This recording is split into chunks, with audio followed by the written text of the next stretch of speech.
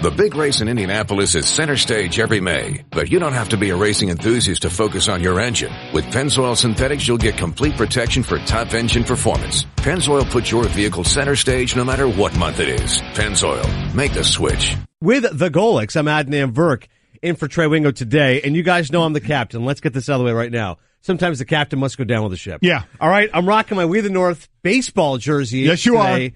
On ESPN News. If you're on ESPN Radio, pull over, go find ESPN News and find my jersey. Yeah, there you go. Because it would have been easy right now to capitulate. It would have been easy to say, all right, terrible game, one loss. They missed 11 straight shots, 5 of 24. Yeah. Valanciunas can't tip it in. There's a lid on the rim. The Raptors are still going to win this series. Yeah, and I am not scared of either of you. I don't care. You're Cleveland's finest, you're Golics, Dojo, Gojo, whatever you call yourself. We're throwing this down early. The Raptors win tonight. That's fine. Again, anybody who may not know this about Adnan, Canadian, so big Toronto fan. If you don't know by now that Adnan is Canadian, I don't know what you've been doing around these parts. We're going to break down this series here in a little bit, but my initial breakdown of the Raptors, wait, excuse me a bit. That's fine. You got something in your throat here. I'm choking yet again. I'm sorry. Did I say that all out loud? That's my fault. Listen. Sorry about that. I'm glad. Get your cheap shots out of the way. Serious? Get your jokes Get out of the way. away from me, little brother. Okay? Same old Raptors. Different story. I'm telling you. It's easy to jump off the wagon. Hey, Mike, they're different this year. Yeah. Minor setback for a major bounce back. Yeah, Raptors are different this year. They're playing different ball this year. That's right. Best bench in basketball. Hey, feel free to not sit Lowry and DeRozan at the same time anymore, okay? Maybe start there. This is like every one of the new Adnan, I'll venture into your territory. It's like every one of the new Jurassic Park movies right now. You can keep inventing different dinosaurs. The end result of the movie is always going to be the same. Somehow Chris Pratt's going to win. There you go. And he'll look great doing it. Oh, my God. A couple of quips along the way as well. All right, we're going to do plenty of Raptors. We are. We the North. Should get that out of the way first. It's time for Off the Top. Whether you like it or not, it's just beginning. With Golic and Wingo. We kick it off, though, with basketball from last night, fellas. Mike, as you were just talking about on First and Last, the Jazz snapped their 11-game skid in the conference semifinals by beating the Rockets 116-108, evening the series at one game apiece. And how about Donovan Mitchell? He joins John Stockton, the only Jazz rookies with a 10-assist playoff game, fourth rookie in NBA history to score 200 points in his first 8 playoff games. How about the list? Kareem Abdul-Jabbar, unreal. Wilt Chamberlain, Elgin Baylor. If you haven't been paying attention to Utah Jazz basketball in the regular season, I get it. They're not a sexy team. People aren't really following them. But Donovan Mitchell's unbelievable. And last night, that dunk, which he wasn't even sure he was going to do it. He was thinking about a floater. Then halfway through, he changes his mind. It's been one of the plays of the playoffs. It's been, and when you put yourself in a list with those type of players, it really is incredible. And scoring, he did not have a great night at all. Just 6 of 21. I heard you talking about Mike this morning. Joe Ingles, who was just knocking down threes left and right, 7 of 9, 27 points for him. Joe Ingles was the star of that game. But Mitchell, just to show how great this kid is, I mean, he's not scoring well, but he's dishing all over the place with 11 assists, getting it done. This is a game where they had a 19-point lead. The Rockets came back and took the lead in the third quarter. You had to be thinking, here they go. They're going to start knocking down the threes, but they never did. Utah hit 5 more threes than they did, held them off, even up the series, get that split that you want to get on the road. And you just keep thinking we're heading to that Houston Golden State Western Conference Finals, which I still think is going to happen.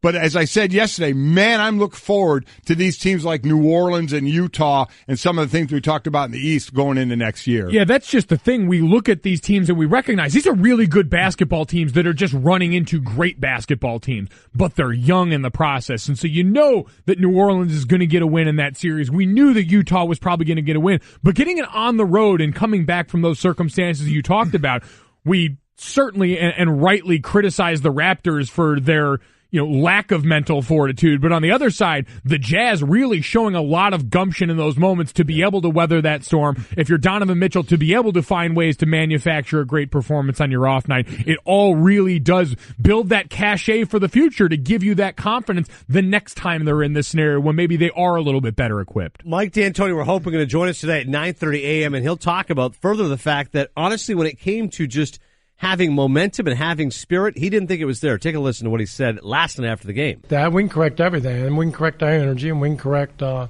necessary focus that we need to have. And you get lulled into sleep. You think this stuff's easy. It's not easy. It's the NBA. It's semifinals. It's not easy. And we kind of get lulled into it. and we paid for it. All right, so we'll talk more about the Houston Rockets, whether or not they eased up on the gas pedal a little bit too much in just a minute. Off the top. Other stories, though. Mookie Betts hitting 3 home runs. The Red Sox 5-4 win over the Royals last night. Betts' 4th career 3-home run game, passing Ted Williams for the most in Red Sox history. Think about that statement. This guy's 25 years of age. No player in baseball history needed fewer games to reach a quartet of 3 home run performances. 534 career games for Betts. By the way, the Sox are now going to open a 4-game series tonight against the Rangers, and they just had a 3-home run game to Edwin Encarnacion. And honestly, Mike, you start to think, how many players in baseball would you take ahead of Mookie Betts? 25 years old, great power, 5-tool player, aside from Mike Trout, Bryce Harper. Seriously. Right. He's right in that list. Lindor, Arenado, he's the guy. Absolutely on that list. You mentioned the 534 games it took him. Next closest, Johnny Mize at 701 games. But you're right. I mean, he is right there as far as things he can do and the power that he's showing right now. And when he was asked after the game about passing Ted Williams, I mean, what do you say to something like that? You know, he tried to. He was pretty calm about it, saying, I just get ready for the next day. But man, at some point, that's got to sink into the history of baseball of some people that you're passing. Yeah, and we've now talked about, and I think rightly, this Red Sox team much more and more as the season's gone along, as they've usurped the Yankees in meaningful headlines. The Yankees, author of a couple win streaks, certainly one of their stars breaking out of a bit of a slump last night and getting some back, but just the consistent performer that Mookie Betts has been over the course of a young career, and certainly this season as the Red Sox sit atop there. Yeah, the Red Sox right now so far are great. Right now, the class of the American League East, and Mookie Betts is a big part of that. Off the top. But Mike Golic Jr. did refer to Giancarlo Stanton breaking out last night. Take a listen. 2-2. Fly ball left field. That ball is gone. See ya. Back-to-back home runs for Stanton. And it is 3-0 Yankees. Thanks to Michael K. for the call. We also had the game on ESPN last night. John Shammy with the call. As Stanton hit 2 home runs, drove in all 4 runs as the Yankees won their 11th game in their last 12 tries, beating the Astros 4-0. Luis Severino threw a complete game, struck out 10, only allowed 1 walk. Such a throwback. It was great to see that. I was in studio for it last night. And Yankees manager Aaron Boone, our old buddy, reportedly gave Stanton a pep talk after he went 0-for-4 with 3 strikeouts for the second straight game. What do you think he told him? Well, I mean, I'm sure. Listen, what would you say at that point? It's a long season. Right. You know, you're going to work yourself out of it. It's like Aaron Judge last year after the All-Star break when everybody thinks the home run derby just messed him up.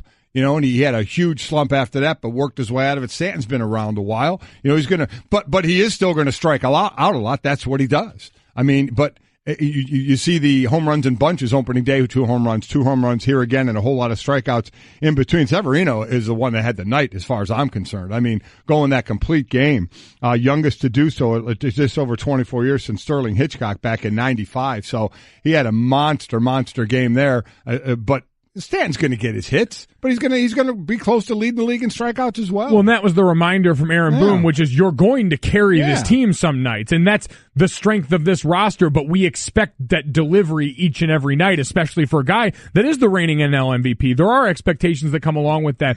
I've just been impressed, and it's something that as a professional athlete is part of your job, but the fact that in this market, given the amount of scrutiny and given the lack of success he's had this season, to be able to maintain his even-keeled approach to certain things, maintain his process through this. You heard him talking to our broadcast crew last night.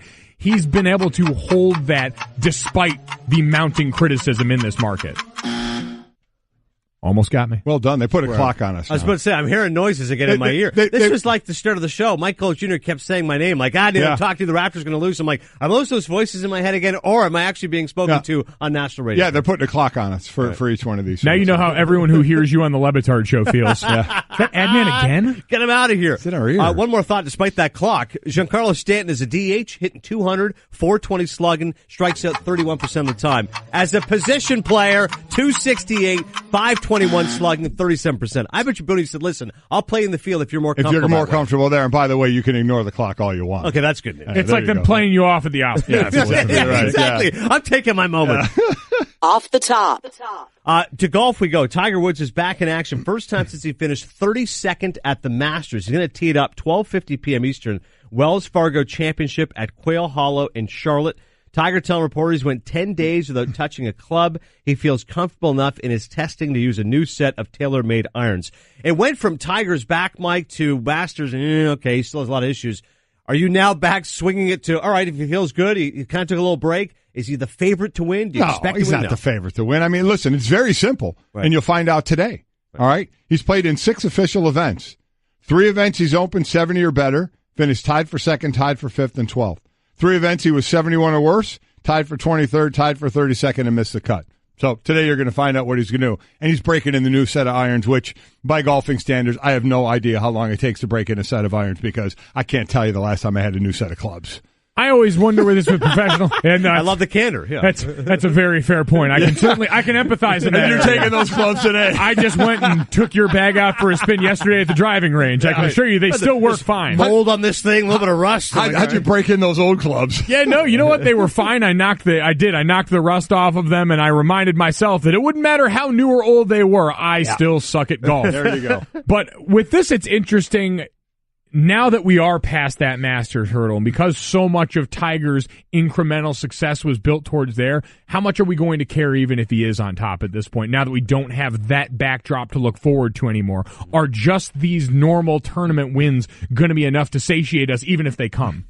Excellent use of satiate. I can't top that. That's well done. Let's just move right on then. Huh? Off the top. I certainly can't spell it. And also some hockey news as well, as the Sharks beating the Golden Knights 4-0, evening the series at 2 games apiece and dealing Vegas its first road loss and first regulation loss this postseason. The Lightning taking a 2-1 series lead over the Bruins in a 4-1 win, snapping their 3-game playoff losing streak in Boston. So good news certainly on that side of the ledger for the Sharks, because obviously you lose that game, you go down 3-1 on home ice. That couldn't happen. And bottom line is this. As they say in hockey, let's do that hockey. Yeah. The playoff hockey, it's been gret to watch so far. How about this Vegas series, though? Vegas wins the first game 7-zip. You have 2 overtime games in between, and then now you got a 4-zip win by San Jose. Lightning beat the Bruins last night, 4-1 in that series. And then also other news in hockey. Yeah. The suspension came down on Tom Wilson from the Capitals. This is going to hurt them up in this series, but still that trepidation of they can't finish it off. He got suspended 3 games for the hit on Zach Aston Reese that broke his jaw. And from what we understand, it was a 1-game suspension. He was given 1 more for a repeat offender, and then 1 more because the player was hurt as bad as he was, which I know, Mike, you talked about, and I as well. I don't think that should come into play. Everybody's different on how everybody may get hit, how they may land. I don't think you can put injury in on any kind of suspension at all. Yeah, when I heard Barry Melrose talking about it and saying I didn't think that was supposed to factor in to this equation, but we've seen enough of this in football with head injuries when leagues have a chance on big stages to make a point about player health and safety, or at least give the appearance of it. They tend to take that, and this is what it smells like to me. The league saying, oh, look, we value this kind of shot to the head. We don't think this has a place in our game. We want to make sure it looks like we're punishing appropriately. No penalty in the game on it, but Barry Melrose said, there's too much ink being written about this and too much being said about it. The league is definitely going to come down on them, and they did. I'm with you guys. You shouldn't use the length of injury in terms of determining suspension. Okay, just the one thought I wanted to give apparently See, what stinks is your last. No, there's one thought. That's it. So I already got to go. We hang you out because we take too much time, and we're doing that on purpose. We said before the show, let's talk a lot. So let's freeze out. Adnan has never heard the clock here before. Let's make sure he hears it. Yeah. Well, I'm hearing it now. All right. Golic and Wingo is presented by Progressive Insurance. Our guest list for today: Dan Quinn at 7, Adam Schefter at 7:30, Stugatz at 8:05, Greg Sankey at 9:10, Mike D'Antoni at 9:30. All phone guests joining us in the Shell Penzo Performance Line. If you miss any of those guests, you can listen to all 4 hours on demand in the ESPN app. Adnan Virk's in for Trey. It's Golic and Wingo on ESPN Radio and ESPN News. So let's sound off on that Jazz Game 2 win, brought to you by ADT. Considering home security, consider this. For 140 years, ADT has helped stop more crime than any other home security company. Visit ADT.com to learn more. So you mentioned earlier, Mike D'Antoni was saying he kind of felt the Rockets took their pedal off the metal here. Is that what this is, Mike? This is a simple case of a team that's clearly the heavy favorite. Gone, all right, we've dusted off our opponent the last 3 games. Against Utah, we won't be challenged. And they proved they can come back from a huge deficit. They did come back. I mean, they came back from 19 down and were ahead in this one. I don't know if it's a matter of taking your foot off the pedal or the fact of what happens when you don't hit your threes. Right. And that's the one thing. Listen, they make the most threes, and they take the most threes. Last night, they took 37 of them and hit 10. The Jazz took 32 of them and hit 15. As we said, only the third team this year to make at least 5 more threes than Houston. That's what they live and die on. So if they're not making them, if they're shooting 27% from three-point land, then they're going to struggle. That's what they live on. So I don't know if it's as much as are we taking our opponent too lightly, or if their shots aren't falling from the threes, which is what they live by, then they're going to struggle. Yeah, I think part of it's that. I think you could give some credit certainly to Utah, who we know Rudy Gobert, Defensive Player of the Year, type player in the middle, and seeing in these playoffs the effect of having a guy that can alter shots the way that he does in the middle, the way Joel Embiid does for the Sixers in the middle, changes the course of your defense is certainly well known. But what they did, you heard James Harden after the game, and I know kind of got contentious with the reporter when he pressed him on this, but you saw Harden getting frustrated with how much guys like Donovan Mitchell, with how much guys like Dante Exum were getting up and being physical with him really from the jump. As soon as he got the ball in the backcourt, they were on him and they were trying to make life as difficult as possible. Now, James Harden still went for 30 and 10 in this game, so he was able to get his in a lot of ways, shapes, and form, but it still disrupted that offense enough to get them out of that shooting rhythm. Well, Chris Paul spoke with the fact clearly late in the game it was dicey. They had already got hot, got it going. They was, slipping ball screens. They got everything tonight. Ingles 7 for 9 from the 3. They was just too comfortable. They was getting layups, dunks, free throws, a little bit of everything, and we fought back hard, but they, give them a lot of credit. They did what they were supposed to do. They came here and they got a win. As you mentioned, Joe Ingles, every Batman needs his Robin. Obviously, Donovan Mitchell's been great, but Ingles was, 27 points, Mike. Who's expecting that out of this? Joe Ingles, the most unassuming 27 points there. It looks like if Toby of The Office found game and made it to the league. Does not strike fear into opponents' hearts just based on looks alone. The perfect Utah hero, if we're going on looks alone for game 2. But a great performance, and it's all based off Donovan Mitchell, right? Like this kid, even without the scoring, is just fearless driving in there. Absolutely driving in, kicking it out, the 11 assists, and we mentioned Dante Exum. You gave the numbers this morning, and me, I'm not as much into numbers, the second spectrum numbers, but my dogs. This is fantastic. Matched up defensively with Harden 22 times. The most of any Jazz player. Harden scored just 2 points in those matchups. You did mention he got 30 points. I get it. But when Exum was on him, did a great job. And all anybody could talk about was the dunk last night, right? The dunk by Mitchell. He missed the dunk probably on purpose to get his own rebound to go ahead and slam it again. I'm just kidding. Yep. So here's the play. Here, play the dunk, and then I'm going to tell you the most important thing that I heard after that dunk. Donovan, left-hand dribble, teeth the defense, off-balance, right-hander, short, got it back! Big champion, oh my gosh! I've never seen anyone ever do that! Holy cow! Thanks to 97.5 The Zone for the call. So, obviously, a fantastic call, right? It would just set the world on fire. If that was at home, the place would have blown up. It would have been just going nuts like that. Yeah. And after the game, the presser, there's 4 players sitting there. Ingles is one of them. And they were talking about that play, or asking Mitchell about that play. He's explaining it. I decided in midair what I should do when it went off the front of the rim, so I decided to slam it. Again, deciding it in midair, which none of us. Insane. And so they asked Joe Ingles, what did you think about that, him deciding that in midair? And Joe Ingles, this is what goes on in basketball game. You want to talk about everybody cheering for that dunk? Do you know what the players were thinking and what should have been done? Joe Ingles said, you know what I was thinking? You should have started getting back for transition defense. He goes, and that's exactly what's going to happen in films tomorrow. He said that's exactly what the coach is going to talk about. Right. When you shot that shot, you need to get your butt back into transition defense. He said, as far as hanging in the air, Ingles said, I'll never know because I can't hang in the air that long. Enjoy your victory But lap, then he looked over at him and he said, get back in transition defense. I mean, isn't that that's the play. It's going to be seen everywhere. You ask the players and you take him down on the court and in the locker room, and that's what he said. Get your butt back in transition defense. It's one of those moments where if you're going to do, and great players do this all the time, where if you're going to make a decision that runs counter to what you're supposed to do, you better make it and make it good. You better make it count. But as far as hanging and making decisions, the last decision I made in midair was chicken or fish. That's the only decision. Were you in the air long enough to even make that decision? I know you're vertical. I was. It was a 2-hour flight. Oh, all right. You're an idiot. Mike D'Antoni was asked if this is a wake-up call, by the way. Here's his response. Again, guys, we're still 5-2. I mean, we're not, we haven't played 48 minutes. You don't beat people by 40 points. It just doesn't happen. We're pretty comfortable. So it could be a wake-up call. They're awake. I mean, it's just, sometimes human nature takes over, and sometimes you're trying and you don't realize that we're a step slow and all that. But we'll be ready. We'll be ready. Whether it's a wake-up call or not, we'll be ready. I think Mike D'Antoni's right. Nobody's watching that game and saying, all right, Utah's now going to win this thing. All right, Rockets can't win every game. No. They did still come back, and Utah played great. That's exactly right. Listen, we've talked about They're Utah as watch out for this team. Same with New Orleans. We'll see if they can get a win now going back home. I still said in the future they're going to be two fun teams to watch, but I think Houston's going to be just fine. Golic and Wingo, presented by Progressive Insurance, with more than 30 unique coverage options available. Progressive knows small business. Learn more at progressivecommercial.com. Coming up next, nobody believes in the Raptors except for the guy wearing the We the North baseball jersey. But up next, you will hear from a coach that's been in their position, went on to win the series. Hey everyone, Mike Golic here. Support for the Golic Wingo podcast comes from our friends at Rocket Mortgage by Quicken Loans. Chances are you're confident when it comes to your work, your hobbies, your life. Rocket Mortgage gives you that same level of confidence when it comes to buying a home or refinancing your existing home loan. Rocket Mortgage is simple, allowing you to fully understand all the details and be confident you're getting the right mortgage for you. To get started, go to rocketmortgage.com/Mikes. Equal housing lender, licensed in all 50 states, NMLS, consumeraccess.org number 3030. Here's a little insider travel secret. There are tons of empty hotel rooms out there just waiting to be booked. That's why there's Hotel Tonight.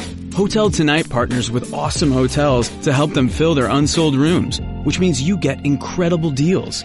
And even though the name's Hotel Tonight, you can actually book up to a week in advance and up to 100 days in advance in top destinations. So download the Hotel Tonight app to start scoring better deals at better hotels now. Adnan Virk in for Trey. It's Golic and Wingo on ESPN Radio and ESPN News. You both will remember the last time I was doing this show, I wasn't feeling great, a little bit lightheaded. Yeah. And so this, you know what this was? I was on that cruise, Disney cruise with my family, and because I got seasick on there, I took this medication. You put this little band behind your ear. Like the Dramamine or whatever, the patch, And it kind of just helps you kind of, get your level. Because otherwise, when you're there, you kind of feel claustrophobic, you feel seasick, you put it on. But you get after effects of it. So since it was 2 days later, it's like I was still on the boat. I'm like, I got to get off this boat. That's why I kept darting out here all the time. Did you feel sick this morning? No, I feel I felt great until I felt sick to my stomach after watching the Raptors. I got to believe you should be pretty nauseous right now. Are you kidding me? So follow me on this. Yeah, okay. Go. You're going to give it a shot here? Two athletes. Yeah, go ahead. It's just one game, all right? This is where Oh, yeah, it is Straight Talk. Brought to you by Straight Talk Wireless. Best phones, best networks, no contracts. Now that we're done with paltry matters like getting ourselves paid. It's just one game. Yeah. All right? Mm-hmm. What happens is it's psychological. Mm-hmm. It gets in your head. Mm-hmm. You buy into it too much. Oh, we missed 11 straight shots. You can't beat LeBron. Same old Raptors choking at home. You wash out all the noise and you say, all right, tonight is all that matters. You win tonight and we're all square. Obviously, if the Raptors lose tonight, the series is over. But they win tonight, and it doesn't matter if it's close, doesn't matter if it's a blowout, then we're back in business. Then all of a sudden it's a best of 5 and you got the better team, you got the better bench. And fine, LeBron's incredible. And Cleveland stepped up in game 1. The supporting cast certainly did. But Toronto's the better team, and talent wins out over the course of a 7-game series. Are you telling us or hoping and asking? As I say it, I'm persuading you guys to come to my position at least a little bit. Are you looking at us like we're your therapists? and can I ask one quick question? Please. Since this has happened now, how many postseasons in a row? But this is the best Raptors team we've seen, Mike. Oh, I know. That's what we've heard. They're different. Yeah, that's right. This is a different team this year. How do they just wash it away? That's a throwaway line there. They can just wash. How do you just wash it? It's been happening year after year now after year. How do you wash it away?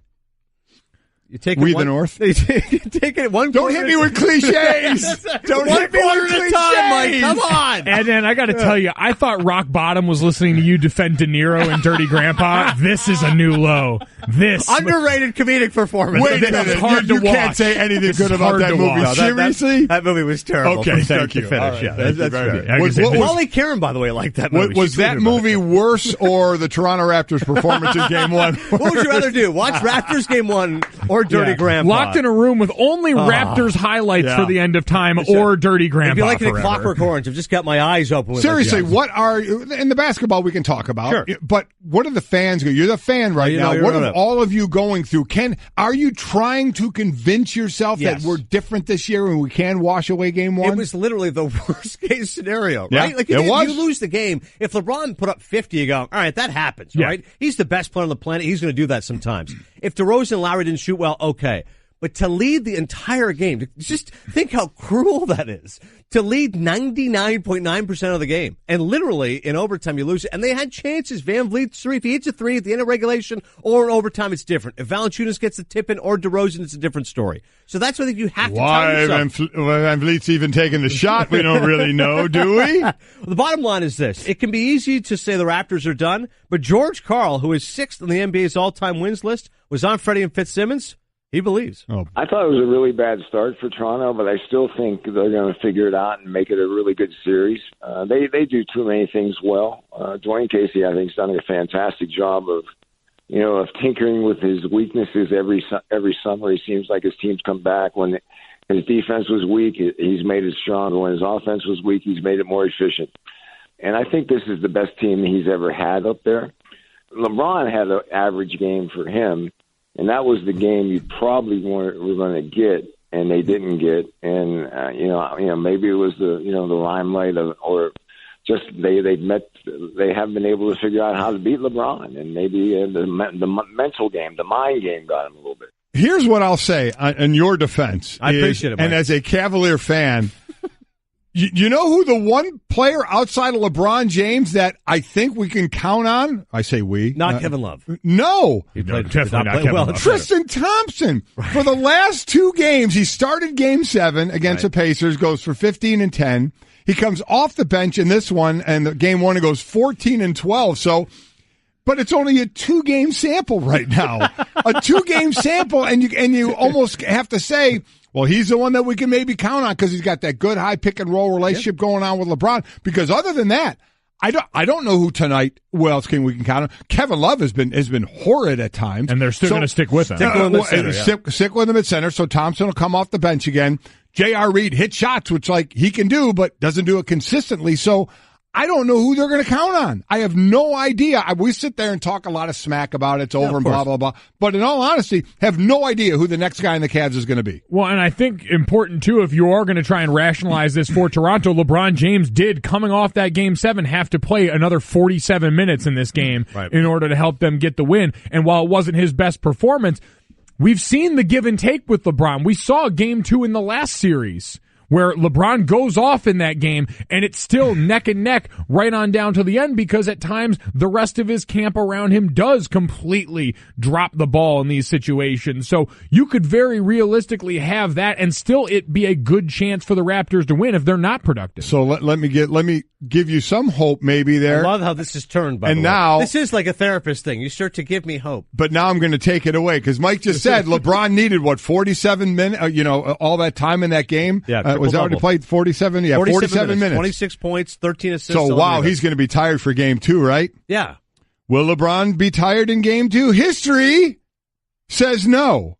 He's averaged almost 32 points a game in postseason games immediately following an overtime contest. So cruel. Stick that in your pipe and smoke it, we the North. What is wrong with you, Golic? Well, back to Junior's point, I don't expect... Oh, sure, go back to that. You think Kyle Korver's going to score 19 again? You think J.R. Smith's going to score 20 that's again? The thing. You think Jeff Green's going to score 16 again? That's not happening. You're Mike. right. You know I can tell you Jeff Green's definitely not going to score 16 again. So, listen, you're right. For as much smack talk as we're going to have in our fun, and for this game to get away from the Raptors the way it did, I mean, it couldn't have started worse for them. Right. You're right. I have no clue. Somebody has to. Who's it going to be? Now, again, Tristan Thompson can have a nice game, a double-double, but it's usually 12, 13, 14, and 10 or 11. They need someone to score 20 and 19 or 22 or something like that. I don't know who that's going to be. There's not a consistent supporting cast. Althougugh, I don't think Jonas Valanciunas is going to score 21 points and have 21 rebounds. Well, if Kevin Love stays out there the whole game, he will. That's the thing. His at least are coming from point-blank range. Like, the Cavs need their three-point shooters to hit. Valanciunas, those are point-blank shots. The chance he had to win it at the end of regulation. Right. Those are point-blank shots that could and should have gone in. Mavs head coach Rick Carlisle on Freddie and Fitzsimmons. He's been in the Raptors' position before and won the series. They got to get Game 2 somehow. But I've been in that situation, that Toronto's in. In 2003, we lost Game 1 of the first round to Orlando and ended up in a 7-game series and ended up winning in 7. When you lose the first game at home, you've got to bounce back and get Game 2, and you're likely headed for a long series. And so I would think that is going to be a long series. I felt it would be a long series regardless of who won Game 1. There's some history there with Cleveland and Toronto, so it's very compelling stuff. So will you play? Will I wear this shirt again tomorrow when I fill in? Will you play George Karl and Rick Carlisle, those bites in your car all the time, all day? Just keep listening. We have a chance. We have a chance. These coaches say we have a chance. We have a chance. We have a chance. They win tonight. Listen, I wouldn't be shocked if they win tonight. Right. Toronto, right? Yeah. I thought they would win Game 1. Yeah. They should have won Game 1, and they're the better team. They win Game 2, we get a best of 5. Cleveland already. And Cleveland's still happy. We got to win one on the road. We did it. Cleveland already got out of it what they needed, but I'm sure now the thought process is, man, go up 2-0, really take their will, and then we could end this maybe quicker and have a little more rest after this series before we get to the conference finals. That's the thing I worry about, if I'm being really honest with this situation, is the Cavs were playing with house money in Game 1, and they knew it. That was a team that I think for most of the first half was almost going through the motions. LeBron James certainly seemed to be. Now you're going to get same game script as last series. Assertive LeBron in Game 2. You're going to get that coming out of the gate. If Toronto can weather that early storm, they'll have a chance in this game. If LeBron James can come out and drown them, this could be over in 4. I always find that funny when they go, like Tyler will say, I just told LeBron to be aggressive. Like, does he need to be told that? Like this is the greatest player on the planet. Like, hey, you go do yours, right? Really? You don't even get these other guys involved? No. You go get yours. Okay? Those other guys stink. Forget them. Was it the most obvious thing in the world in Game 2 of that last series that he was going to come out and just obliterate everything? He did it at history pace, but still, was there any doubt he was going to? Yeah, he didn't need to be told that. Right. Straight Talk Wireless, nationwide coverage in America's largest and most dependable 4G LTE networks. Hey, the win all of us we can agree on? Yeah. Game at 6 Eastern tonight. That's huge. Phenomenal. That's huge. Phenomenal. Love it. So you just wonder, at least it's earlier that we can do the No, there's no gagging. There's no gagging when the game starts at 6. Toronto feels great. I'll be choking. The timing is good. I'll be choking during dinner instead of my late night snack. Mike Myers will make sure it doesn't happen. I'm a one-trick pony, literally. I show up at kids' parties and act cute. That's pretty much it. So excuse me for being bitter. When Geico says not only could we save you money on car insurance, but we do more. Like give you 24/7 access online, over the phone, or even via our award-winning mobile app. Well, ooh la la, aren't they multi-talented? Hey, I said organic carrots. Geico. Expect great savings and a whole lot more. Back here on Cinephile, this is literally 30 minutes after the Academy Awards ended. Producer Dan Stanzik, my man Ben Linesman. Shape of Water wins for Best Picture and Best Director. When Shape of Water was announced as the Best Picture winner, the first thing I thought of was Mike Golic. Golic is sitting somewhere in his Connecticut mansion, furious, throwing Doritos at the screen. The fish man, come on! Sorry, Mike Golic, that the Academy of Motion Picture Arts and Sciences disagrees with you. Next thing you know, Fishman will be a superhero. SportsCenter brought to you by Shell. When you join the Fuel Rewards program at Shell, you save 5 cents a gallon on every fill. And if you join between now and May 27th, you'll save an additional 25 cents per gallon on your second fill. To join, download the Fuel Rewards app. Start saving today. That is Mike Golic Jr. I'm Adnan Virk. In for Trey today, we are Golic and Wingo on ESPN Radio and ESPN News. Just wait for Shape of Water, the TV show. You know it's coming at some point. So in honor of Avengers Infinity War, first off, I want to get your take, Mike Jr. What'd you think of it? I was impressed. I thought given the amount they had to bring together and tie together, it was well done. Yeah. Great fight scenes. I thought Thanos, after a 10-year wait, was the villain that we deserved in this. This raving genocidal lunatic who actually has a weird amount of heart. I like the fact he's an environmentalist. Right? Very 2018 villain. He wants to eradicate half the population to save the earth. I'm like, all right, well, I kind of get instead of maybe getting more food or anything like that or shelter, he went the other way on that one. Exactly. For me, I think all these movies, superhero movies, I do my five donuts are in the 3 to 3.5 range. Nothing has really fallen below that, and nothing really has gone above that. They're all kind of right there. This one, for me, thinking overall about it, it got a little busy. Now, there's so many characters, 25 superheroes. I've seen a lot of this. It is one of those, like, if you haven't seen a lot of it, you get lost. You're going to get lost in it. And that's my wife hasn't seen all of them. Yeah. So she wanted to go. She likes the movies, but she's like, wow, you're really going from here to here. And wait, who is that guy? Yeah. You know, and so there was a little bit of that. Right. I mean, I did like it. but I could see how people thought, man, it did get a little busy. That's what I said on Cinephile, my podcast. I said what ends up happening is that it's the perfect move for the ADD generation. Don't like that superhero? Don't worry, here's another one. Yeah. Don't like that one? Here's another one. And I think somebody said of all the movies you have to watch, if you don't know Guardians of the Galaxy, then you'll be really confused watching this. You're going, why is there a big blue guy and there's a raccoon that sounds like Bradley Cooper and Chris Pratt making quips? So I think that's one. If you have to watch something, watch Guardians of the Galaxy. Guardians of the Galaxy is important.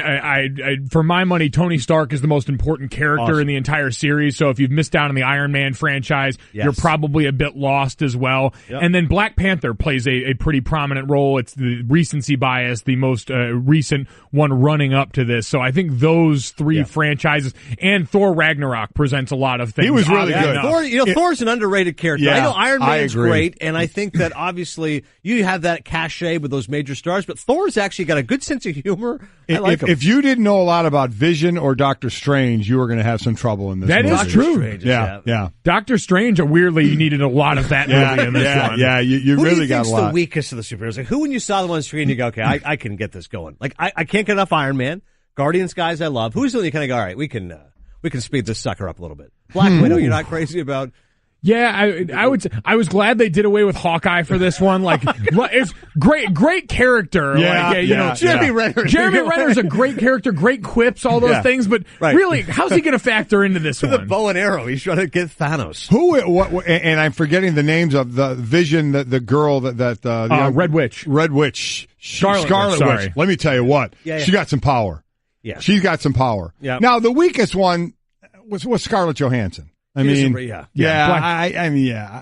Black Widow. It's not a great character. I'm with you on that. As far we're just talking weakest one. Of course, the weakest one by ability. Everything else, we're doing okay there. You know, if you know what I'm talking about. You know what I'm talking about? Bring the heat. There. Okay, but as far as from the superhero ability, Yeah. Thanos, a very good villain. Thanos was a fantastic villain. You know who I loved in this one? I love the whole comedic Hulk thing in this one. Right, because Ruffalo keeps trying to turn into Hulk. Yeah. That was the one thing I was weirdly out on. You didn't like that. I want to see more Hulk. I want to see more Hulk. I thought the intermittent changing in there was kind of shoddy. Yeah. As for all the CGI we have, I thought that was a really poor use of it. For me, that was the one part I was out on. That storyline, really? I was like, I can punt on that. I like that, and I think in the next one you're going to get a lot more Hulk. Well, I mean, that's the thing. It's so blatantly obvious they're setting it up for the big Hulk smash at the end here. Right. So I could have done without that portion. Wow, that's interesting. I liked that. Fair point. Yeah. I do like Hulk. Yeah. All right, so our friend Brett Parada, our Yep. researcher on the show, Avengers characters broken down like NFL draft prospects. There you go. Iron Man, not a ton of God-given physical gifts, but his Wonderlic scores are through the roof. He's that's very perfect. snarky. He's that's very very smart. good. I do like that. The Hulk is right on. Incredibly high upside when he decides to play, not extremely coachable. Really good. He just wants to smash. That is really good. A lot of personal fouls, 15-yard penalties are always going to be a concern. Captain America, passionate, old school leader. Some are worried the game has passed him by. I like that. He is definitely a relic of the past. Captain America is Paul Puzzlesny, 1,000%. Just fundamentals, dry. Great. I was going to say, his teammates are crying when he retires, but unfortunately, he just doesn't have the juice Thor's right now. the best one. Prototypical body type, and he can definitely bring the hammer in the open field. Oh, there you go. That's what we're talking about. I like that. That's what we're looking for. Doctor Strange, most cerebral player in the draft, really has the ability to slow the game down. Well done. You got to worry about keeping him engaged, though. He'll just start randomly going forward into the future. He's like the Josh Rosen of this draft class. I love Thanos. Natural fit for the Titans. Major concerns his obsessions with getting stoned. Will cut his career short. Yeah, they just need to change. Haven't seen the movie. You guys can have stoned. Yeah. Change the testing policy. I do like Starlight. Chris Pratt, by the way, was really good in this. Really enjoyed it. Doesn't put in the work. Doesn't put work in the off the field. Didn't read the playbook and frequently audibles. That's so true. Yep. Cost your team the game. Do I look fat? Really? All right, I'm gonna get a Bowflex. Yeah. And Spider-Man, young but extremely coachable. Great natural feel for the game. He's a very instinctual player. Very good. Good stuff. Brett Parada. Once again, Cinephile, ESPN app, and iTunes is my podcast. Coming up, how the NFL enforce their new safety rules. Are kickoffs going away? We'll ask a coach who's there. Next on Golic and Wingo. I just saved hundreds of dollars by switching to Geico. I feel like a whole new person. Disclaimer, you will not become a whole new person. This is impossible. You might be able to join a gym or diet program, buy a new wardrobe, get hair implants, but your DNA and physical form will remain the same. Geico waives any and all liability if you attempt to become a new person, except a cyborg. If you choose to become a half-human, half-cybernetic organism with lasers for eyes, the Geico legal team would be cool with that, because, quote, laser eyes are pretty sweet. Pew, pew, pew, end quote. Geico. 15 minutes could save you 15%. Time for an oil change? Head to Jiffy Lube. We've got you covered. We've also got you covered when it comes to oil changes, thanks to Pennzoil Synthetic Motor Oil, getting you back on the road in a jiffy.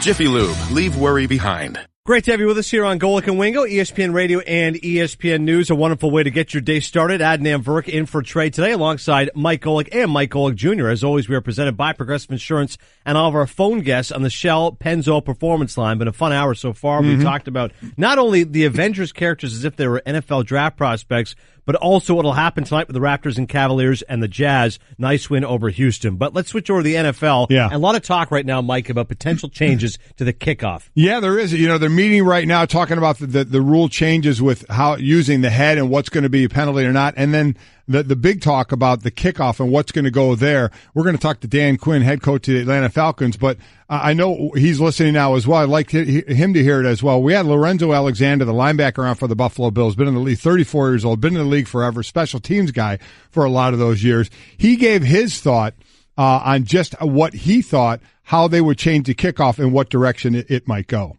There's different ways. If you make that more into a punt style thing, now we're kind of running alongside each other and you're more body blocking and, trying to press guys out and get positioned that way. You can kind of eliminate some of those high impact shots that some guys are taking, just sitting there trying to absorb and take a charge, which you're taught to do, and try to prevent the guy from making a tackle. So that was Lorenzo Alexander, linebacker of the Buffalo Bills. Atlanta Falcons head coach Dan Quinn joining us on the Shell Pennzoil Performance Line, taking synthetic motor oil performance to a whole new level. Make the switch to Pennzoil Synthetics today. So, Dan, what do you make of Lorenzo Alexander's idea? Well, good to be on with you guys, and I think Lorenzo's on it. You know, there's a number of discussions that we can do or can have, and possibility of eliminating some of the two-man wedges, and I'm sure both senior and junior have been a part of many of those, and also moving some of the back line up, where you don't have to have the distance for the collision. So that's a big part of it, and we're just trying to get where we can eliminate some of these hits that have caused some concussions, the ones that lowering the head, that those are where really the majority of them have. So that's really where the rule came from. And but Lorenzo's right. There's other ways that we can make it better. And just like most things, players adapt, coaches adapt. I'm sure Mike Sr., the wham and cut play, you didn't mind when they couldn't come, from outside the box and cut you anymore. So we adjusted and players and coaches changed. So I think that'll be the case with this too. So I was pumped to go up and be a part of it. And hopefully in a lot of ways make the game better. Players will adjust, and we'll get to how they're going to penalize the head coming into the play and the helmet coming into play in a minute. But we know for sure they're not getting rid of the kickoff, at least anytime soon. Are they when this year starts, Dan, will the kickoff look different, or is it something that will be put off for a while, or will something happen this year? I think there could be something that happens this year, Mike. And the reason I say that is they're getting together again today, this afternoon, the competition committee, to kind of finalize some thoughts to bring back to the owners one last time. So I think that could be something. I think the change isn't going to be a radical one, but the small changes, kind of like I suggested, is it moving the back line up? Is it, no more of the two-man wedge type things, which would basically, in some ways, take rid of some of the offensive linemen who are back on the wedge and use that as more, of the, typical special teams, linebackers, DBs, running backs, that crew, in that phase. Thank God is all I can say as a former offensive lineman.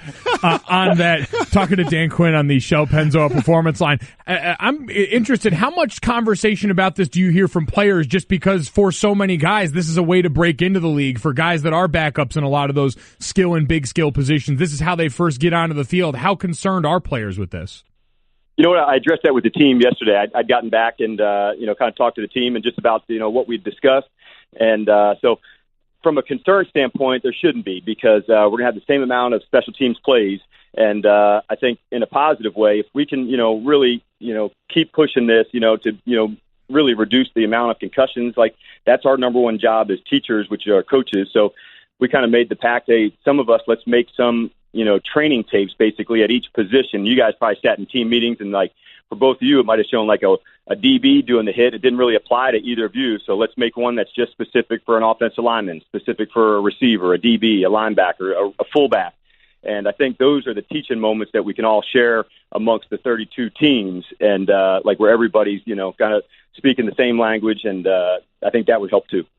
Talking right now with Dan Quinn, the Atlanta Falcons head coach, Super Bowl champion with the Seahawks. And obviously, Dan, a guy who's been around football, been working in the NFL since 2001. I'm sure you've heard that when it comes to special teams. People saying, listen, this is where certain guys can make their name. If you take out kickoffs, all of a sudden you're removing that. But what would you say is a counter to that, if indeed this goes in that direction?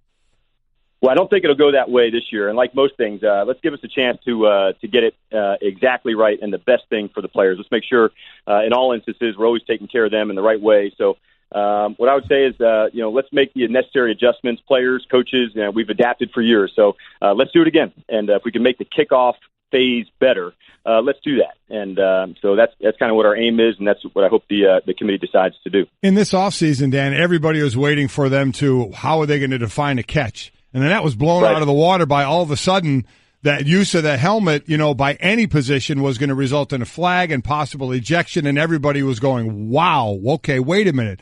How has it been explained to you on how they are going to enforce that on the field? And that's probably the ones I think that we need to make the training tapes on, Mike.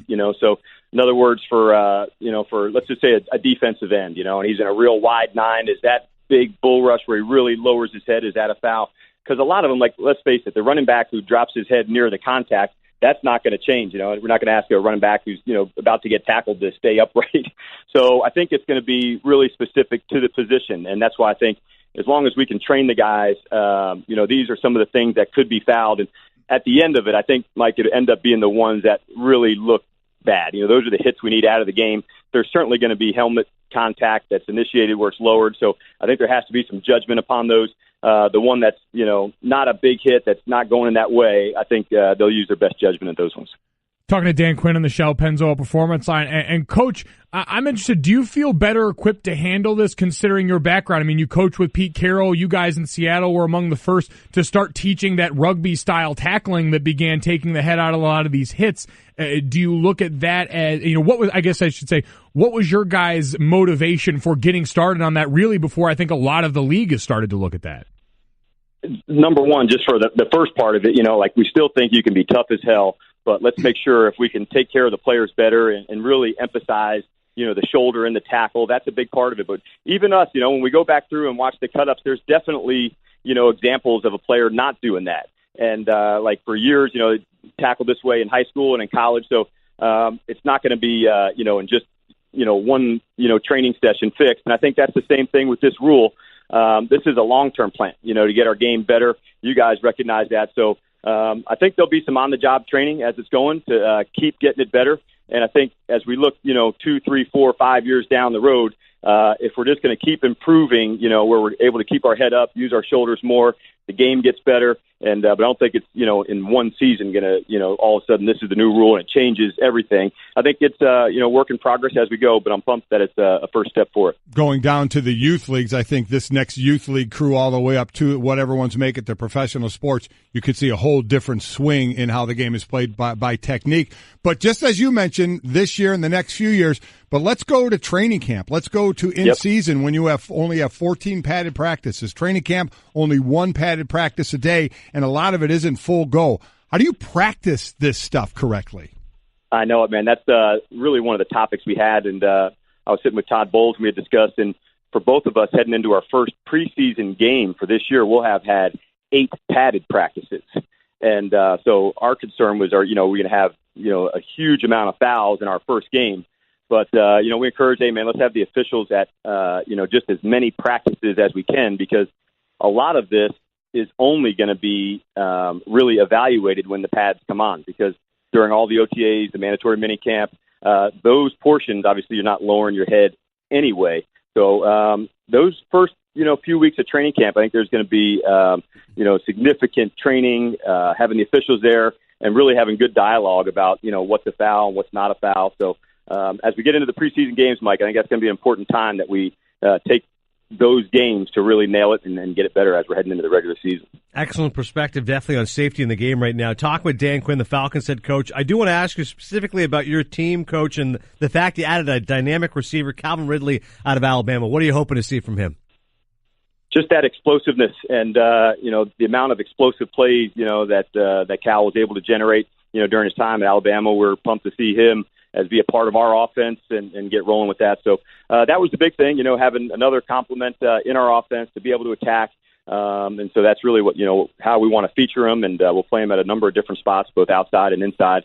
So we're looking forward to getting them here. They arrive next Thursday, so a week from today, and we're looking forward to adding those guys to the mix. Yeah, great Alabama chatter between Julio Jones, Calvin Ridley. Why not? Just more Alabama talk between those guys. Coach, we really appreciate your time. Going to be real interesting when that training film comes around in training camp for all these players to see what may affect their position. I agree with you. That's going to be an important time. We appreciate your time this morning. Thanks. Yeah, back at you guys, and let's share that with everybody. It goes down to college, to high school, and it's all of our responsibility to, keep the game that we all love, pushing forward in the right way. Great point, Dan. Thank you very much. Appreciate it, Coach. All right. See you guys. All right, Dan Quinn, the Atlanta Falcons head coach. Excellent perspective. Listen, it really is, and this, again, goes down to the youth football and the next generation coming through and what that group is going to learn from heads-up football and proper technique and coaches that are certified all the way through. But, that's in a number of years. There's the now, and that's why I asked that question. You're part of this generation of, I saw you in the camps in Pittsburgh and in New Orleans, where you have one practice where a lot of the starters practice because there's only one in pads. You get a few reps, and then the next practice is in shorts. That's why I said, when can you practice this? You're not practicing in OTAs. When are you practicing the proper tackling or the technique that's now going to be a flag? Yeah, the modern NFL demands efficiency. It demands that you don't waste time doing drills that maybe in the past you would have used to fill a 3-hour practice over the course of 2 days, where you've got to worry about guarding against exhaustion for some guys, although they didn't really care with a lot of you. But it's finding ways to be creative, but also to make sure you're mimicking the on-the-field play as best you can. And that was my point in all this, is I think Dan Quinn and I think coaches like him and Pete Carroll are more equipped to handle this because they were doing it before it was required. Seattle's been teaching that style of tackling for a long time. They've been on the cutting edge of this, and so I think the transition becomes easier for these teams that we've seen around the league that have started on their own. Yeah, that's ultimately what it comes down to. It's too simplistic, right, to say, football's a dangerous game, you can't fix it, violence is part of the game. Yes, it is, but you can obviously get at a base level to help people and to improve safety. Yeah. And everybody's aware of the issues faced in the league. Now it's just a matter of implementing them. Golic and Wingo is presented by Progressive's Home Insurance. Get your quote at Progressive.com today. Adnan Virk in for Trey, alongside Golic and Mike Golic Jr. As right now, let's check out what's trending. So we move from football to basketball. The Utah Jazz snapping their 11-game skid in the conference semifinals by upsetting the Rockets 116-108, evening the series at one game apiece. Donovan Mitchell joining John Stockton as the only Jazz rookies with a 10-assist playoff game. And how about this? Fourth rookie in NBA history, 200 points he scored in his first 8 playoff games. The very short list includes Kareem Abdul-Jabbar, Wilt Chamberlain, and Elgin Baylor. Listen, for this win, you love what Mitchell does. I get it. Didn't score a ton, but really dished the ball well. Joe Ingles, you always wonder where that one player steps up. And you get Joe Ingles, a guy that gets a career high with 27 points, hits 7 and 9 threes. You get the unexpected at times of some guy that picks up the slack somewhere else. The bottom line in this for Houston, you were down 19, you got the lead back in the third quarter. You lost the lead. For Houston, which does play better defensively. They're not great defensively, but they play better defensively. You had a chance, you had the lead, and you're a three-point shooting team, and you didn't make your threes. I mean, it can boil. It's not only that, but that's certainly a big factor of it. It is, and I think the reason you're confident going forward is because you were best at that all year. You attempted more threes than anybody. You made more threes than anybody. So one off night doesn't all of a sudden mean you sound the alarm and change your plan. This is what you do. You stick with that plan. It has gotten you, made you the overwhelming number 1 seed and mostly talked about as the best team in the NBA all year. And Houston takes their foot off the pedal, but you don't all of a sudden watch that game and say, now it's a different series. Right. You figured Utah was going to push them a little bit, and Houston naturally, if it goes 6 games, this is the one they lose. Maybe game 3 will be a different story in Salt Lake. Also, the Cavaliers facing the Raptors, 6 Eastern on ESPN. That's tonight. 1-0 series lead. LeBron James's teams have a 21-0 series record with a 2-0 lead. Well done. So forget all the stats. Yeah, I was gonna say. Are you nervous about Are you nervous about tonight? Absolutely. If the Raptors lose tonight, the series is over. I mean, it could be a sweep at that point. Whereas if they win, I think it goes back to what most prognosticators said, which is competitive series, 6 or 7 games. Junior? Jurassic Park's going to have a lot of tears in it tonight. Yeah, and quite honestly, I don't, on the Toronto side of this thing, Mike, I don't know which Cavalier is going to step up. I don't. And that's not even Cleveland knows that. LeBron will try and get his guys involved, but you have no idea who steps up. Relative to his Game 1 performance, it's probably going to be LeBron, and that'll probably be enough. But J.R. Smith's not scoring 20. Kyle Korver's not scoring 19. Tristan Thompson, your boy, is not scoring 14. Maybe not. Oh, Canada. I thought that was actually Brett. I did too. I thought that was actually Brett just on the mic. Parada Brett, just let's breaks hear into it. song. You know, I don't want to share my gift with the world just now. Come on, just give us a little one, just quick. No, I'm not doing. I haven't done my vocal exercises. I can't be. Big Shark Smith. Oh, wow. About that. Brett never wanted to shy away from the moment. A little disappointed right now. Yep. Oh, Canada. Oh, there you go. That was actually Parada. me. There's no question. Right now that I hear it more and more, it sounds like Brett.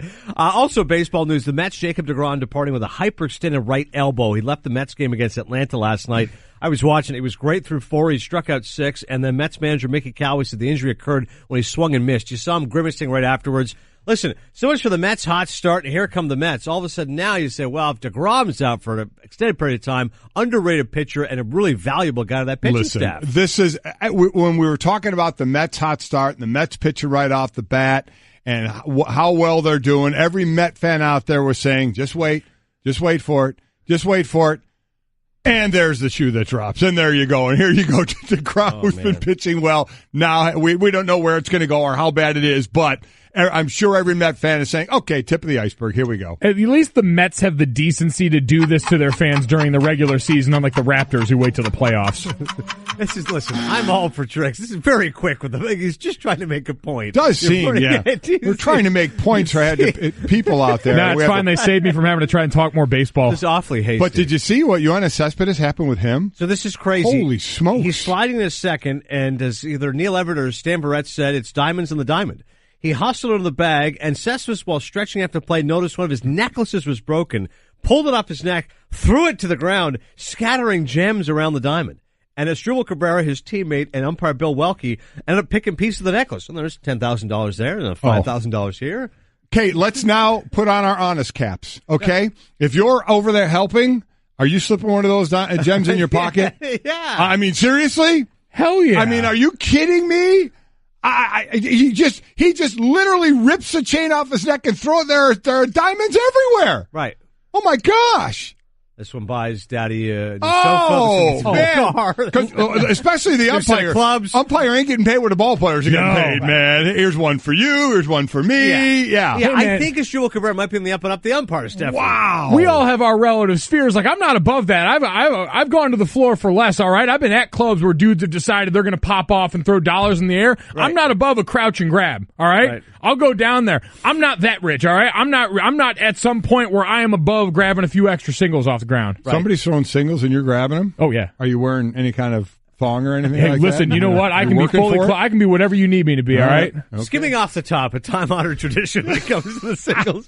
Diamonds on the diamond, though. I love the call. You ever had a situation, NFL player had jewelry, lost it, earrings, something like that? No, I mean, it's not like the Aqib Talib and Crabtree, grabbing the chain and pulling out. Right. I was always amazed that people wear jewelry on any kind of field. The guys that wear earrings terrify me with helmets on. Blows my mind. Yeah. Who was the dude from the Cowboys that he had a nipple ring on and got it ripped off? I mean, seriously? Yeah. I mean, really? Oof. Yeah, a seriously. Ring. It's already the nipple ring is something in and of itself, but then to get it ripped off? Not for nothing. At practice? I had a friend, those David Irving was his name. Those cryo chambers, those big crypto chambers? Had a buddy of mine, a backup quarterback of the Saints, rupture a nipple in one of those. Oh. Wait, got in the cryo chamber. It was so cold, it ruptured his nipple. Seriously?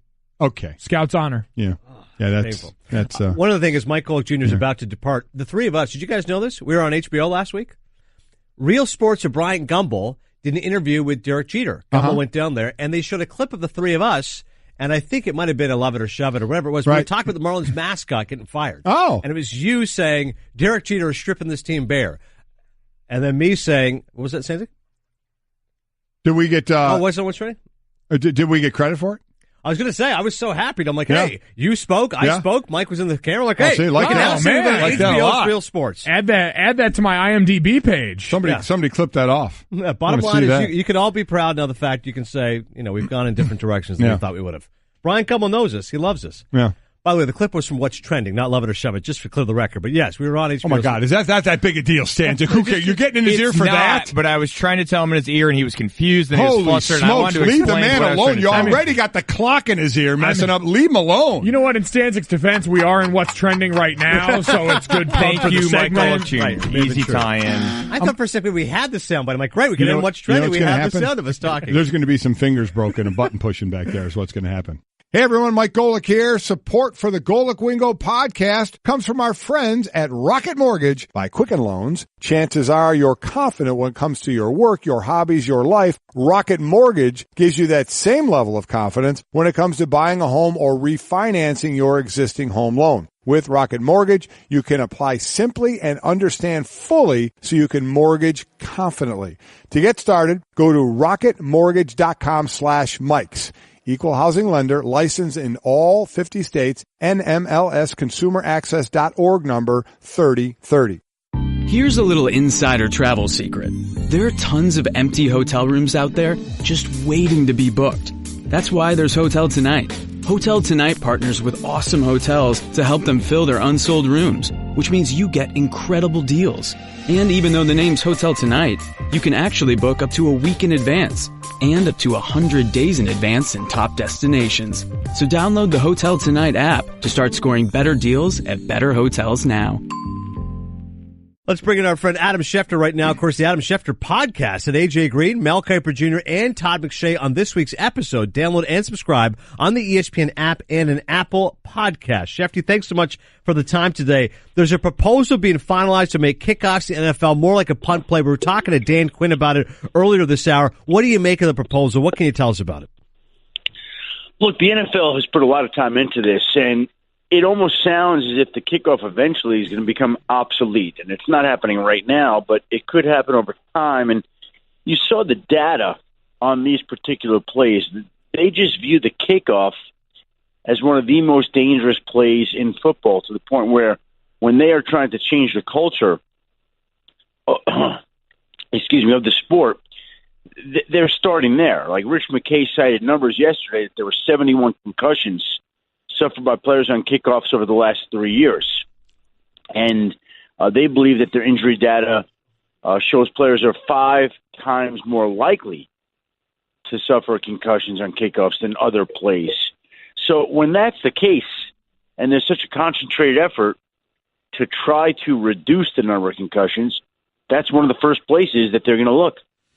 So we'll see what changes. Again, we had Dan Quinn on, head coach of the Atlanta Falcons on. He was at those meetings. He said you're definitely going to see some difference in the kickoff this year. We'll see what happens. As far as, I think another thing that worries players, Adam, is the thought not only of using your head and how it's going to be flagged this year, but when they start using the word ejections, the possibility of ejections from a game, that's going to make some players go, uh-oh, okay, what's the difference here? How much do we think that is going to be involved in the game this season?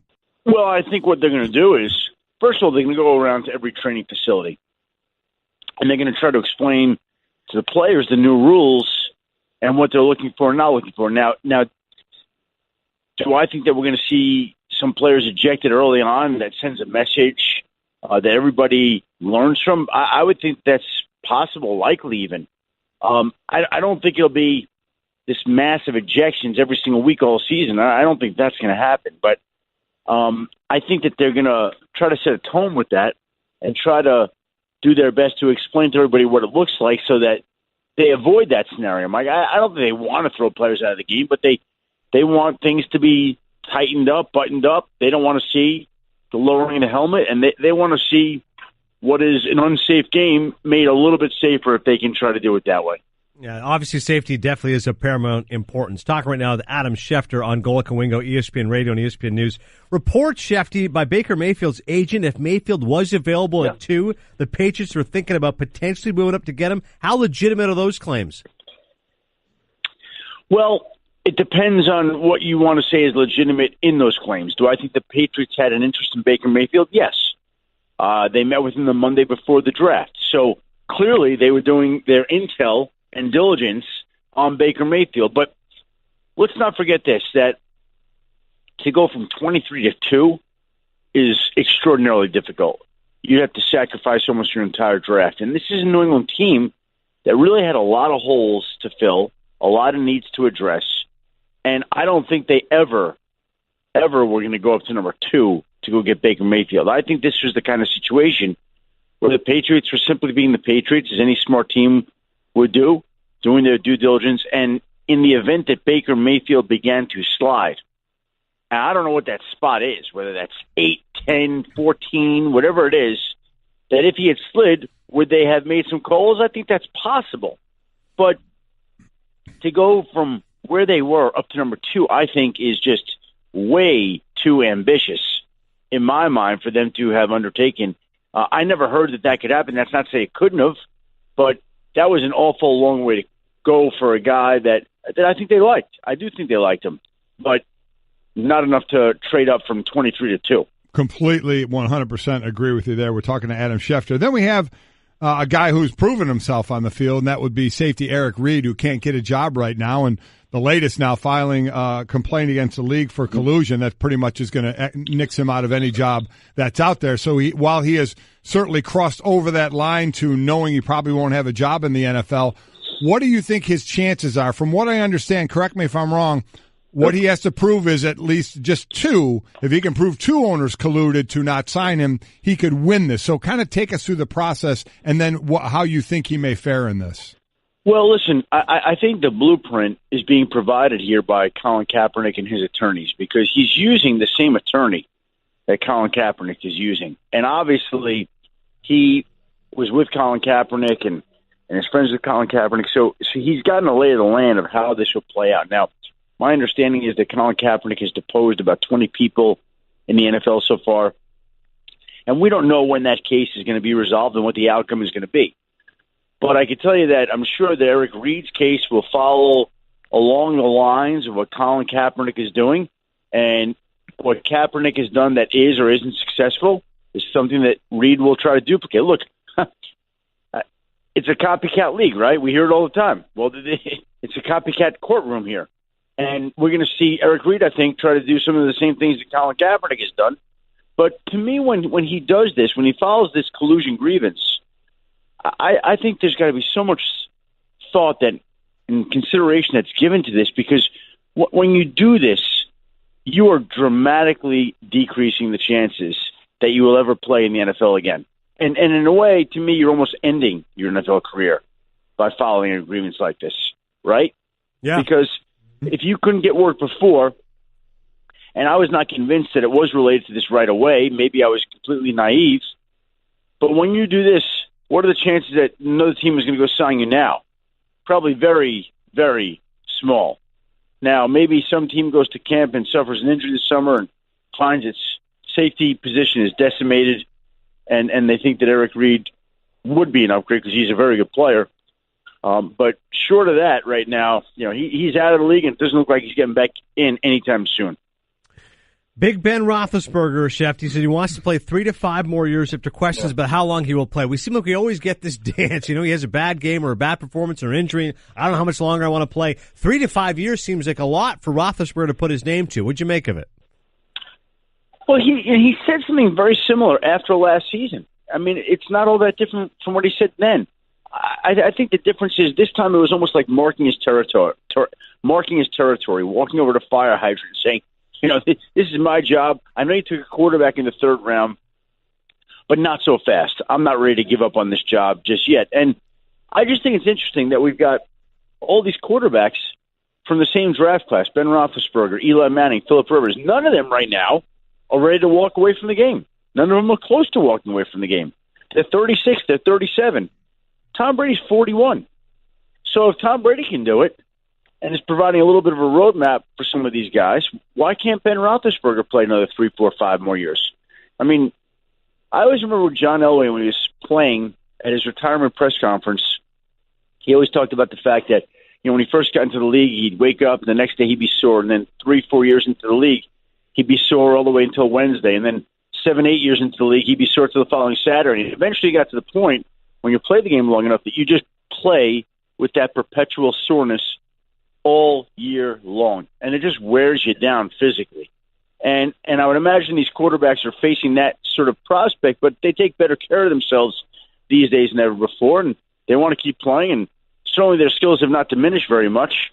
There's no question about that. They're still at the top of their game. You'd still want to have those quarterbacks on your team. And again, the fact that the Steelers have drafted a quarterback like that, they should have done that because Ben Roethlisberger has talked about the fact that he's worried about concussions and worried about the shortness of his career and wants to spend more time with his family. But where he's at today is the fact that he believes he can play multiple seasons and would like to do that. Adam Schefter, thanks so much for the insight. As always, the Adam Schefter podcast, you can find all of his great insight, and, of course, on Twitter, at Adam Schefter as well. Thanks, Shefty. Thanks, guys. Have a great day. Next, you're holding up the line, ma'am. What did you say? You're next in line for the water slide, ma'am. Feet forward and enjoy the ride. Okay, dearie, this does look fun. You melted me. I've melted. The Wicked Witch of the West on a water slide? Surprising. What's not surprising? How much you could save by switching to Geico. See what you've done. Oh! Geico. 15 minutes could save you 15% or more.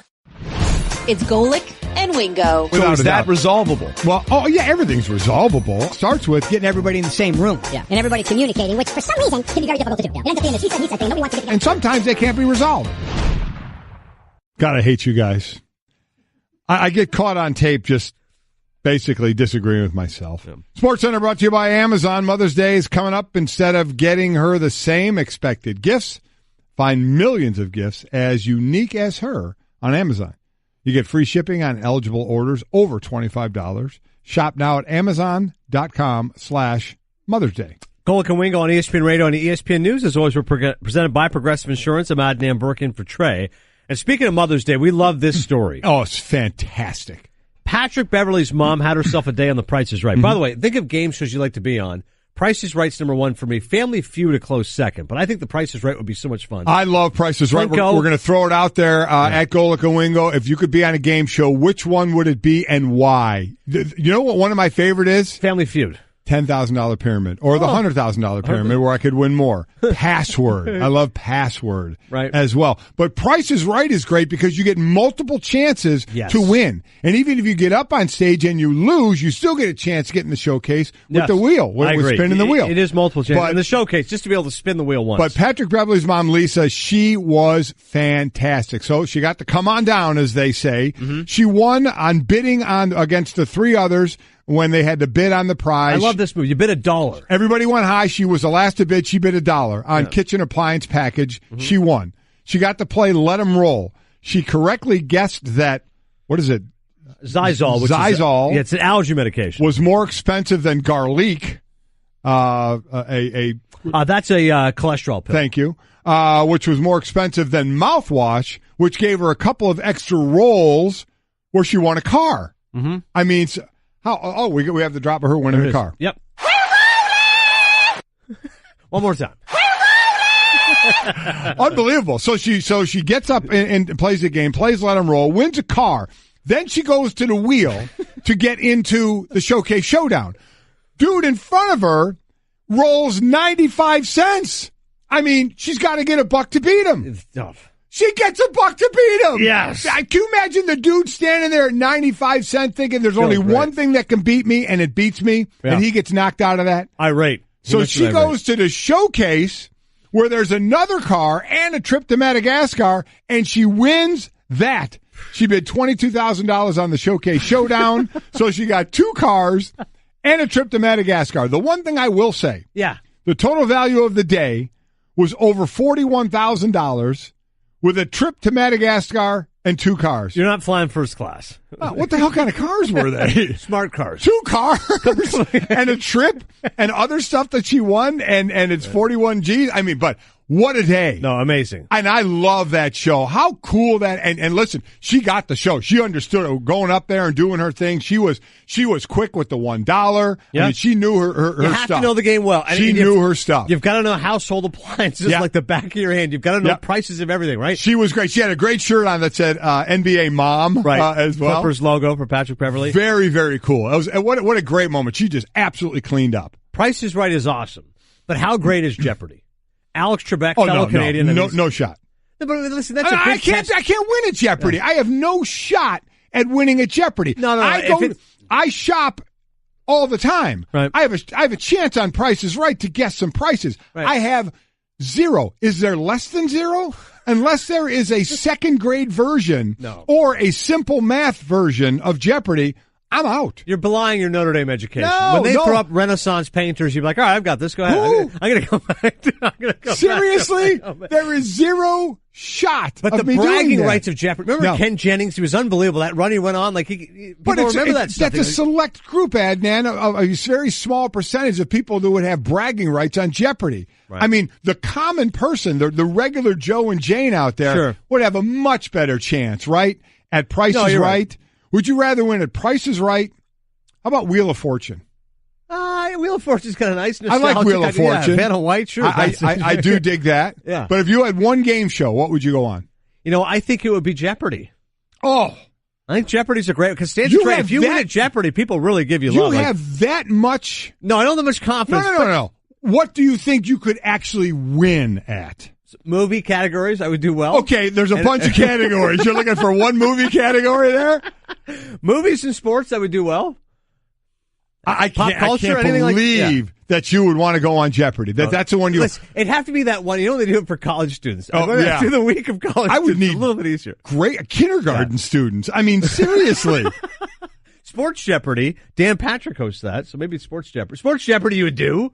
Sports Jeopardy I would do. I still wouldn't feel comfortable. I would way rather do Russian literature for 100 hours. Oh my God. I would just hit the button every time and throw out a guess and have so much negative amounts out there. You'd be purposely trying to screw over people. I really think my favorite show, and again, we want it out there at Golic and Wingo, which would you want to be on and why? I love the Pyramid. Love the Pyramid. I would be so nerve-wracking being in those two seats. I think Family Feud's great, though, because if somebody lets you down, you can... I do like Family Feud. I hate the fact that they clap on every answer. It's a bad answer. Just say, man, it was a stupid answer. Yeah. Why'd you say it? We're family. Yeah. I'd love to see the Stugatz family on Family Feud. Wow. We'll go live to Miami, talk to the man who would win at Jeopardy. Stugatz next. Golic and Wingo. Nowadays, everything has its own day, like National Take a Hike Day. At AARP, we're all about hikes and bikes and even swims because we're here to help you become your healthiest self. It's why we offer health tips for your body and your brain. Yeah, your brain. Today is your day to make fitness happen, and we're here to help. So take on today and every day with AARP. Learn how at takeontoday.aarp.